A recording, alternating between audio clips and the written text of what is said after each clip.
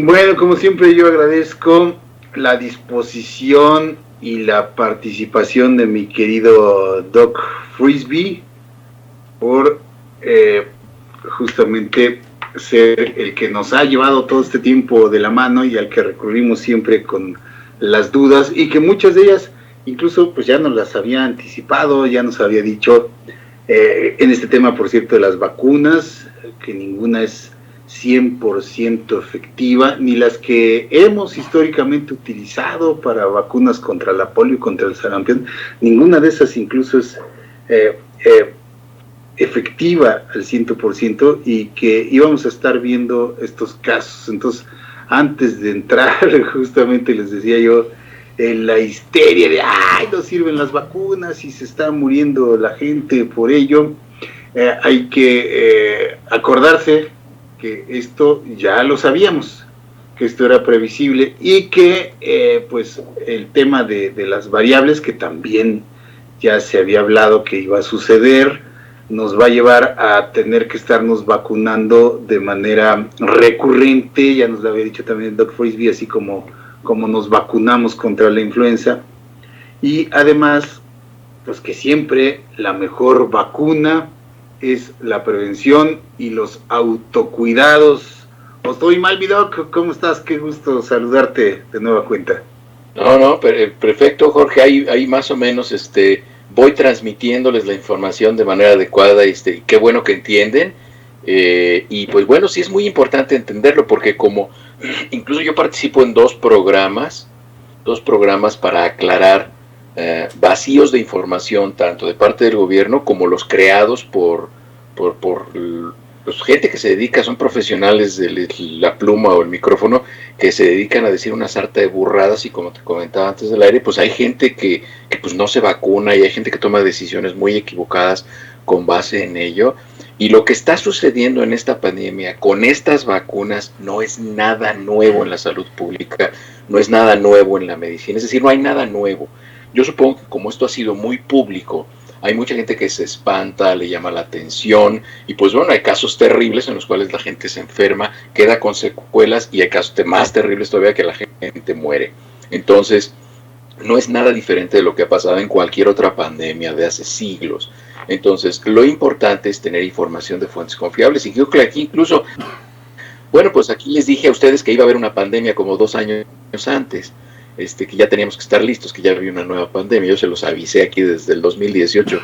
Entonces, pues, no es nada nuevo, no es nada que nos sorprenda. Y ahora esto que platicabas, bueno, pues de las vacunas y las variantes, acuérdense, es muy sencillo. Todos los virus van mutando, van presentando cambios, y les puse el ejemplo de que si una persona toma una hoja de papel con escritura y la pone en una fotocopiadora y le saca 400 copias, seguramente si comparas las copias va a haber diferencias al detalle. Esas son las mutaciones, pero en general sigue siendo la misma copia, sigue siendo el mismo virus. Esas son las variantes. Cuando esas variantes, cuando esas mutaciones son significativas, bueno, se tiene una variante porque ya se comporta diferente. La diferencia de las dos variantes predominantes en el mundo, la B117 o 117, porque es como se clasifican los linajes, o la B16172, que es la variante Delta, que ahora le conocen. Estas variantes, la única diferencia que tienen, si quieres poner el cuadro, Dani, para ser más esquemático, la única diferencia que tienen es que se transmiten de una persona a otra más rápido. Acuérdense que hay dos cosas que hay que entenderle a los virus: el R0, que es el índice de reproducción, que es el número de personas que se van a infectar a partir de una persona infectada. Este es de 3, de influenza es de 1. Por eso la curva de influenza siempre es plana, porque es 1, 1, 1. Esta es así logarítmica porque es 1, 3, 9, 27, y va subiendo de manera logarítmica. Es por eso que se ve esa forma de la curva. Y el otro valor importante que tenemos que ver en una pandemia, en una epidemia o un brote, es el intervalo de la serie, el SI. Es decir, cuánto tiempo pasa en que una persona infectada infecta a otra y esta presenta síntomas. ¿Cuántos días pasan? Acuérdense, hace unos meses decíamos, ay, estos se fueron de vacaciones en Semana Santa, en 2 semanas vamos a ver el brote. Bueno, estas dos variantes nuevas, la B117 y la Delta, tienen un intervalo de la serie de 3 a 5 días. Es decir, una persona infectada infecta a otra y en 3 a 5 días ya empieza a tener síntomas. Ya no pasan 2 semanas. Eso es lo que está pasando. Por eso vemos que la presentación de los casos es mucho más rápida. Sin embargo, como lo ven ahí en la ilustración, hasta el fondo ven la B16172, que es la Delta, tiene una transmisión mucho más acelerada, pero tiene poca capacidad para evadir el sistema inmune, es decir, el sistema inmune de los cuerpos de las personas todavía se puede defender y es susceptible a las vacunas. Esa es la parte más importante. Quien tenga acceso a las vacunas, que se vacuna. ¿A qué vacunas? Cualquiera. Todas las vacunas son eficaces y protegen contra enfermedad grave y contra hospitalización, que cuando hablamos de hospitalización estamos hablando de terapia intensiva. Entonces, ese es el objetivo de las vacunas no esterilizantes. Hay vacunas esterilizantes que cuando se las aplica a una persona ya no se infecta. La mayoría de las vacunas no son vacunas esterilizantes, son vacunas que previenen contra enfermedad grave y contra hospitalización, como cualquier otra vacuna, es esta. Y entonces todas las vacunas tienen cierto nivel de eficacia. Hay que dividir esto de la eficacia y la enfermedad y la gente que muere, hay que dividirlo por columnas. Son 3 columnas. La primera es la eficacia. Esa nos las dicta el laboratorio. El laboratorio nos dice, esta vacuna tiene esta eficacia.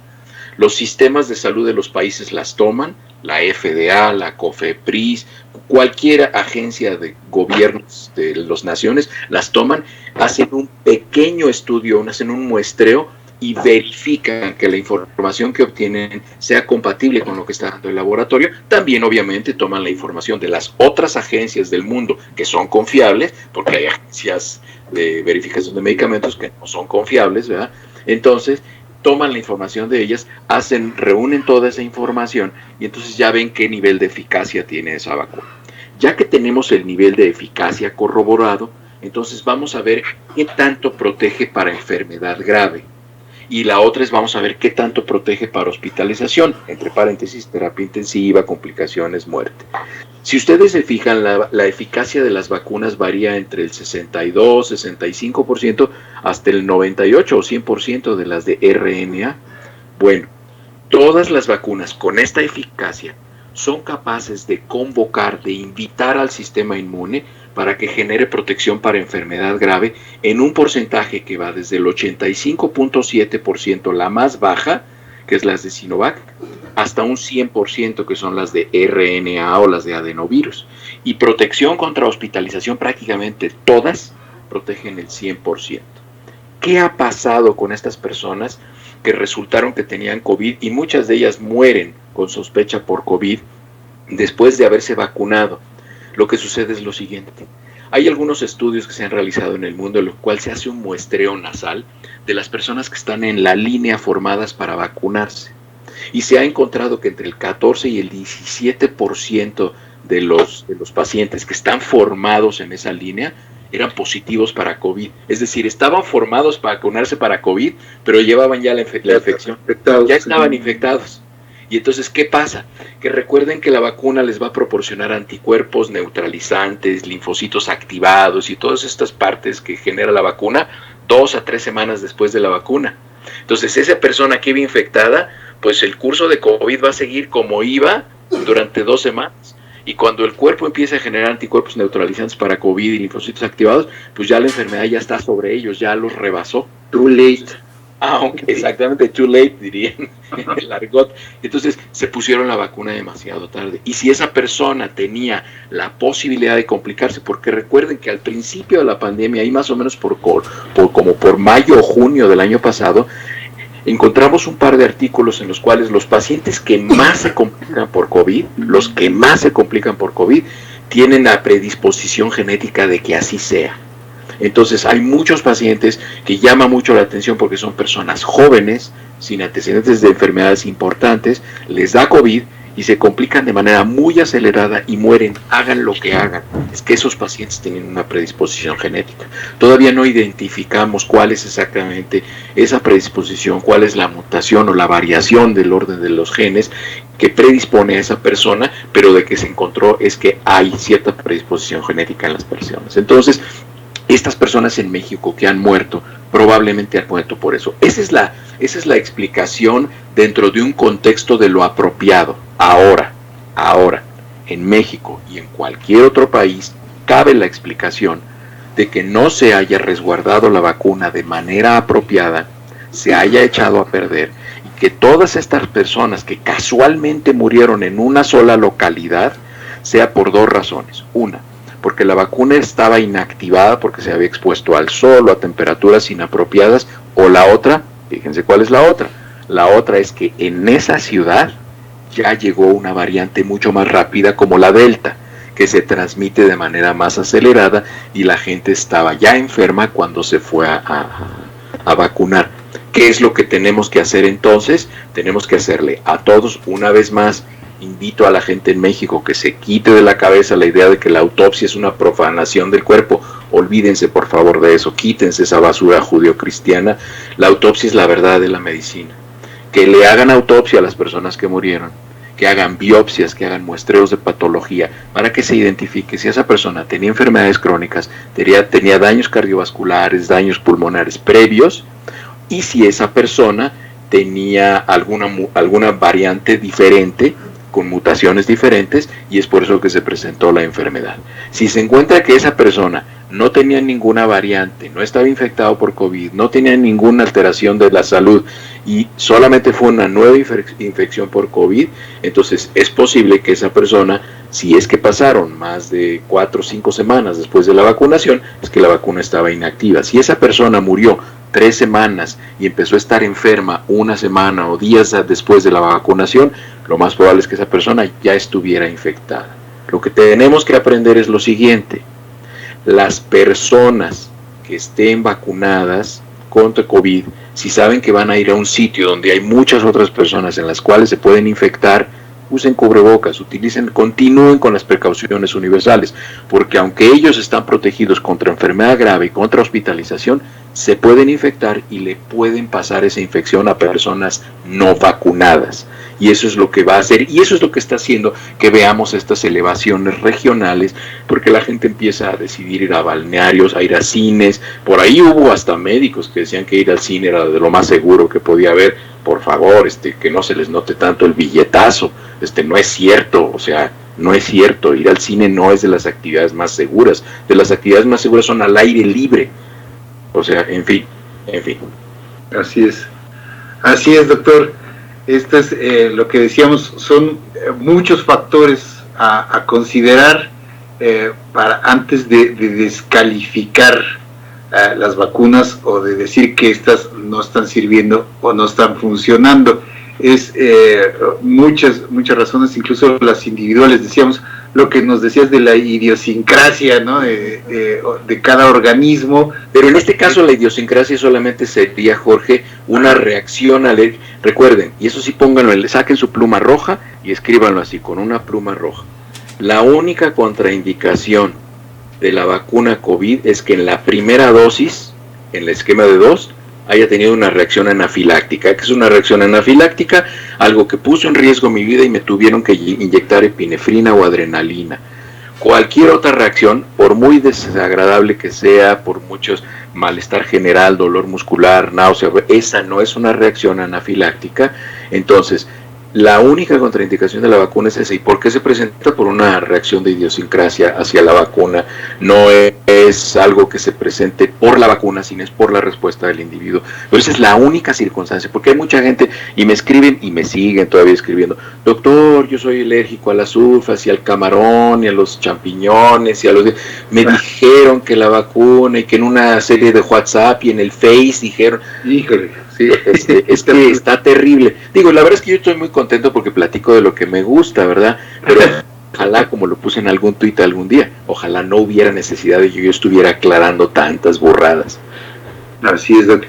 Sí, me refería en cuanto a la idiosincrasia, que también es posible, y esta es la manera de pregunta, doctor, que esa misma idiosincrasia influya en qué tanto la vacuna nos proteja como individuos, o sea, que a algunas personas les proteja más que otras. Perdón, no te escuché. ¿Que le manda protección más a unas que a otras? No. Sí, digamos que sí, la idiosincrasia, doctor, influye en que una vacuna proteja más algunas personas, ¿qué otra razón de dar? Las reacciones de idiosincrasia medicamentosa o farmacológica son 0 o 100, es decir, una persona tolera un medicamento o no lo tolera. No hay reacciones intermedias. Y en cuanto a lo que tú me estás preguntando, es más bien la capacidad de convocar al sistema inmunológico para producir una respuesta inmune en la persona que proteja. Recuerden, ¿cuáles son las metas? Cuando les haga el examen semestral les voy a preguntar, ¿cuáles son los objetivos de las vacunas? ¿Producir protección contra enfermedad grave o producir contra hospitalización? Mira, me está mandando mi productora una nota que publicó un tipo que se llama Manuel J. Jauregui, que no sé quién es, no sé ni de qué periódico es, y pone vacuna no jala, y está hablando pestes de la vacuna CanSino, e incluso en su afán de ser escandaloso y petulante, pone las palabras en mayúscula, vacunas chinas. O sea, eso es xenófobo, yo no sé quién es este tipo Jauregui, pero es de esa gente que si la veo me vomito. O sea, sí saben que cuando él escribe ese tipo de cosas, la gente deja de vacunarse. Ojalá, yo ya les dije y se lo dije a otra persona que publicó en Twitter, ojalá que cada una de las personas que diga yo no me vacuno porque sigo los consejos de esta persona, lo anote y lo haga público. Y si él o alguna persona que no se vacunó se enferma y muere, lo hagan responsable. Porque escribir en un periódico, tener un micrófono, es una responsabilidad. Y debemos de empezar a ir contra los, así como hay que ir contra los malos médicos, hay que ir contra los malos comunicadores y al bote y asumirle y fincarles responsabilidades penales. Es que esto no puede suceder. La gente que nos dedicamos a ver enfermos COVID, muertos COVID, complicados COVID, no saben cómo odiamos a este tipo de basura periodística. Claro, doctor, sí, es una gran responsabilidad. Y siempre por ello aquí apelamos a recurrir a la información, a fuentes confiables de información, porque es lo que estamos combatiendo. No es extraño verlo en pues este tipo de posteos que se comparten indiscriminadamente, este tipo de desinformación, pero cuando proviene de algún medio de comunicación o de algún comunicador, entonces sí es todavía más preocupante y más condenable, porque ese comunicador o ese medio tiene una responsabilidad para con el público también, ¿no? Y aquí siempre lo decimos, independientemente de lo que usted vea, oiga, de las filias y las fobias políticas, hay que centrarnos en lo que es, ¿no? En lo que es, porque a fin de cuentas es ciencia, de lo que estamos hablando es ciencia, ¿no? La vacuna es ciencia, independientemente del manejo, bien manejo, mal manejo. Mira, te voy a leer las estupideces, y voy a poner un tuit, y lo voy a arrastrar a este imbécil en Twitter. Dice, viene el caso lo anterior, ya que México, nuestro México mágico kafkiano, con gente imbécil como él, aplicó cientos de miles de dosis de vacunas chinas, por lo que debería de preocuparse por la respuesta al contagio de algunos sectores de nuestra población. Magisterio, por ejemplo, resulta más bien débil. A ver, que me enseñe dónde está la respuesta débil inmunológica. De veras que ser imbécil es barato y es gratis. Arriesgando a estas personas al coronavirus de la cepa normal. No hay una cepa normal, eso no existe. O sea, este imbécil lo asesoró el viene, está fuera de su negocio. Y de la más peligrosa, la Delta, no es más peligrosa, se transmite más rápido. Es más contagiosa. Este es un imbécil que tiene acceso a medios de comunicación. A este lo voy a hacer pedazos ahorita en Twitter, porque no es posible que cretinos descerebrados, insensatos, tengan acceso a periódicos. No sé de qué periódico sea, ni me interesa, pero es que escribí, me dice aquí mi productora que es Reforma, pero bueno, yo no me meto en eso. Yo hablo de la persona que escribe, y él pone ahí que es un artículo de opinión, es su opinión, lo cual es una opinión muy irresponsable, y eso desincentiva a la gente a que se vacune. Y eso es un crimen, eso debe tener responsabilidad criminal, y así lo voy a poner en Twitter. Así se me venga encima la horda de imbéciles que apoyan al tipo este o a su periódico. Me los paso por donde me los tengo que pasar. Oye, pero se puede hablar... Estoy cansado. ¿Se puede hablar de un porcentaje de efectividad entre vacunas? La efectividad es La efectividad es otra cosa. La efectividad es la capacidad que tiene un programa de vacunación para disminuir la posibilidad de que en una población se disperse una infección. La eficacia es lo que nos dice el laboratorio, y esa eficacia la comprueban los países, todos los países que han utilizado las vacunas, no solo México, y ya que se comprobó esa eficacia, se decide aplicársela a la población. La vacuna de CanSino tiene una eficacia de alrededor del 65%, que produce una protección para enfermedad grave del 85.7%, que quiere decir que si una persona se infecta de COVID y enferma, se enferma como el 14%, no más que eso. Y tiene una protección para enfermedad grave, hospitalización, terapia intensiva y muerte del 100%. Es decir, es una vacuna muy buena, muy buena. Pero aquí esta gente trata de hacer hipérbolas para pegarle a su enemigo político. Yo estoy de acuerdo, a mí la política me vale, a mí no me interesa la política, pero esto es una irresponsabilidad en salud pública, y si estuviera aquí en Estados Unidos, estaría respirando ya barrotes, pero pues que no hay justicia. Muy bien, doctor. Entonces, en conclusión decíamos, hay que seguirse cuidando, vacunados o no vacunados, primera dosis o dosis completa, y es previsible, doctor, que también algo que ya nos habías dicho, tengamos que volvernos a vacunar en un año o en 6 meses. Eso es, me preguntaba aquí Oscar Torre la vez pasada, si estas vacunas siguen en desarrollo. Claro, siguen en desarrollo, siguen en perfección, como todo lo que es la ciencia, siempre avanzando, siempre investigando, porque justamente están estas variantes, previsiblemente nuevas cepas, y las vacunas se irán adecuando a las nuevas realidades, y también las personas tendrán previsiblemente que volverse a vacunar en un tiempo perentorio que ya nos dirán ustedes los especialistas, doctor.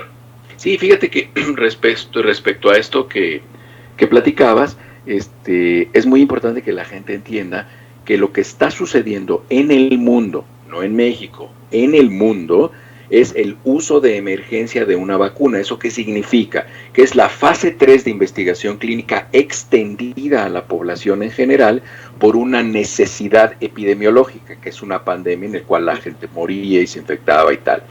Entonces, por eso no hay conclusiones de la fase 3, porque ninguna fase 3 está concluida para ninguna vacuna.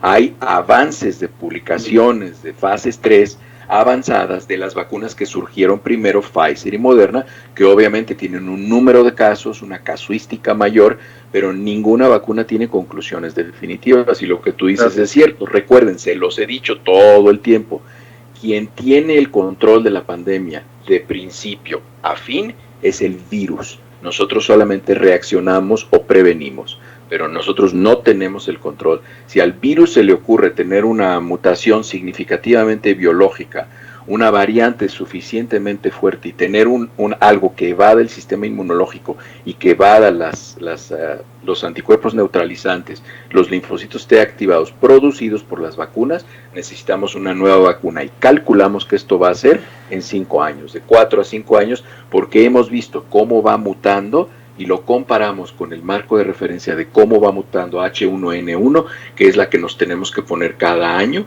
y entonces calculamos que va a ser cada 4 o 5 años. Pues ahí ha estado, entonces, pues digo que no panda el cúnico, decir el chapulín colorado. Esto era previsible, estaba dentro de los márgenes de lo que los científicos habían anticipado, incluyéndote, Doc.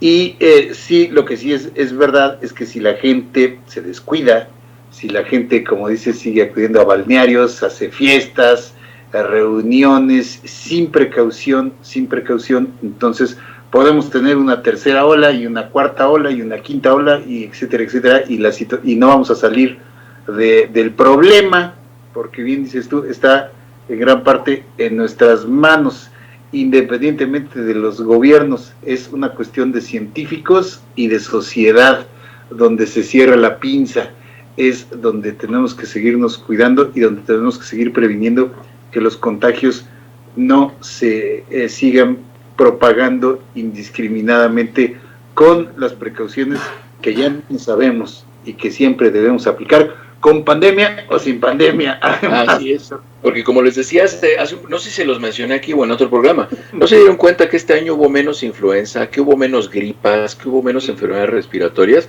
Pues porque todo el mundo tuvo las precauciones que siempre debió haber tenido. Así es. ¿Ah? No hay mal que por bien no venga, dirían las abuelas. Sí, pero hay gente que no aprende. No, van a regresar a lo mismo al próximo año. Necesitan otro COVID.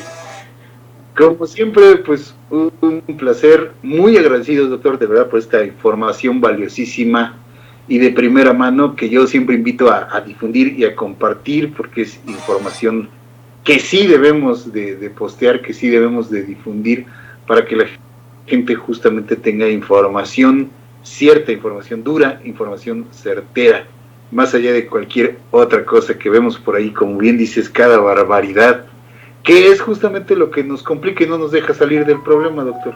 Exactamente, exactamente. Te mando un abrazo, mi doc. Un abrazo. Y admiración como siempre. Nos vemos la próxima vez que ya tenemos el tema artrosis que me habían solicitado. Ahí lo tenemos en la banca, tenemos varios, pero cuando guste, yo hablo de lo que ustedes quieran. Gana, luego la coyuntura nos gana y creo que era importante tocar base contigo en este aspecto. Claro, un abrazo, mi doc. Gracias a todos. Gracias. Vamos a un corte.